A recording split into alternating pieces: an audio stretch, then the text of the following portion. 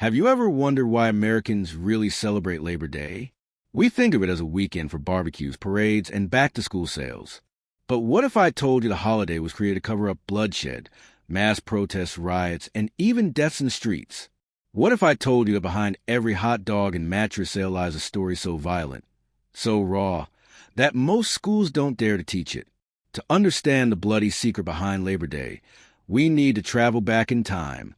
Imagine the year is 1880. The United States is booming. Factories are rising. Railroads are expanding. Cities are buzzing with opportunity. But for the ordinary worker, the so-called American dream was a nightmare. Men, women, and even children labored 12 hours a day, 6 or 7 days a week. There was no weekend, no minimum wage, no overtime pay, no safety regulations. Children as young as 8 worked in factories and coal mines. Many lost fingers, limbs, even their lives in machines that never stopped. Imagine sending your child to a factory instead of classroom, because without their wages, your family wouldn't eat. That was the reality. As industry grew richer, workers grew poorer. Families lived in cramped tenements, entire households squeezed into single rooms. Diseases spread, accidents were routine, and the bosses, they didn't care. As long as production kept moving, lives were disposable. Eventually, workers had enough. Across the country, ordinary people began to whisper a radical idea. What if laborers united? What if they demanded better pay, safer conditions, and shorter hours? One demand was especially bold: the 8-hour workday. Today that sounds normal, but back then it was seen as outrageous. To business owners, cutting hours was unthinkable.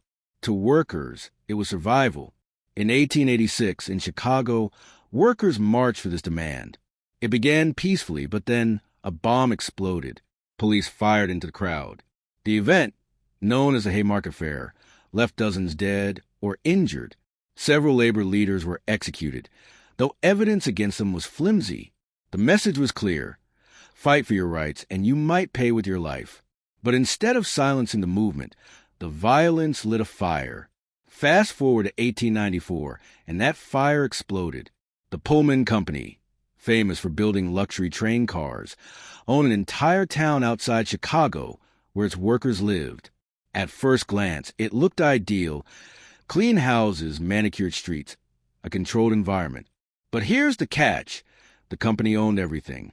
Workers paid rent to Pullman, bought food from Pullman, and relied on Pullman for wages. When the economy crashed in 1893, Pullman slashed workers' pay by nearly 25%, but the rent stayed the same. Imagine getting your paycheck cut while your landlord, the same man who signed your paycheck, still demands full rent. Families starved. Children cried themselves to sleep. Finally, workers snapped. They walked off the job. The strike spread like wildfire. Railroads across the country shut down. Over 250,000 workers joined, paralyzing America's economy. And this wasn't just about wages anymore. It became a showdown between workers and the powerful corporations that control their lives. The government responded with brute force. President Grover Cleveland called in federal troops. Soldiers marched into Chicago. Tensions exploded. Troops opened fire into crowds of unarmed workers. Riots erupted. Train cars were torched. Streets turned into battlegrounds.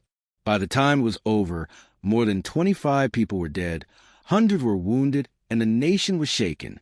This was the Pullman strike, a turning point in American labor history. But here's the part they don't teach. Labor Day was created less as a celebration and more as a bandage.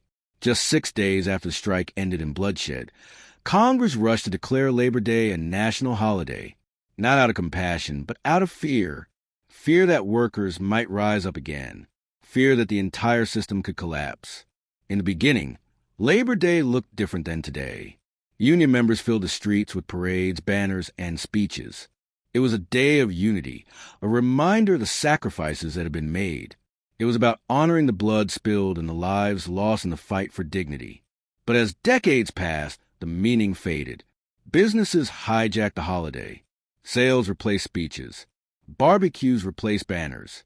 And the true story, The story of children in factories, of strikes turned deadly, of ordinary people fighting for a sliver of justice, was pushed into the shadows. Think about this. Without those sacrifices, there would be no weekends. Number 8-hour day. No overtime pay. No child labor laws. Every comfort we take for granted was earned through blood and protest. But the fight isn't over. Millions of Americans today still struggle with unsafe jobs, crushing hours, and poverty wages. The gig economy leaves workers without benefits, health care, or stability. The same struggles that defined the 1800s echo loudly today. So here's the question. When you celebrate Labor Day, what are you really celebrating? Is it a chance to relax, shop, and enjoy the end of summer? Or should it be a moment to honor those who gave their lives for every right we enjoy at work today? The truth is, Labor Day was born not from joy, but from pain, not from generosity, but from fear. It is a holiday soaked in the blood of workers who dare to demand more. And maybe, just maybe, it's time we remembered that.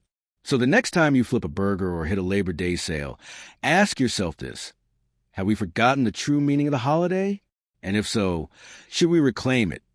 Not just as a day off, but as a day of honor? Drop your thoughts in the comments. I'll be reading every single one.